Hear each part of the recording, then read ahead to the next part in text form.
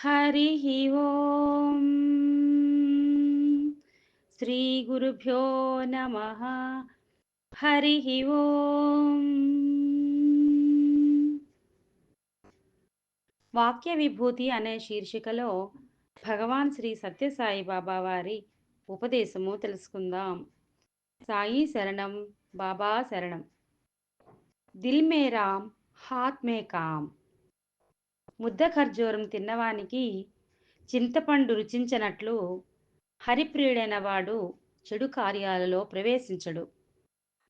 భగవంతుని ప్రేమతత్వాన్ని గుర్తించలేని వాడే ప్రకృతి విషయాలపై స్వారీ చేస్తుంటాడు. నిర్మలత్వాన్ని, నిరంతరత్వాన్ని గుర్తించగలిగితే అసత్యాన్ని, అనిత్యాన్ని ఆశించము. మానవ జీవితం తిండి తీర్థాదుల నిమిత్తం, భోగభాగ్యాల కోసం వచ్చినది కాదు. మానవాకారాన్ని ధరించి దానవుడిగా ప్రవర్తిస్తే మానవత్వానికే మసిపూసినట్లవుతుంది. ప్రపంచంలో ధనవంతులు, అధికారులు ఎంతమంది లేరు?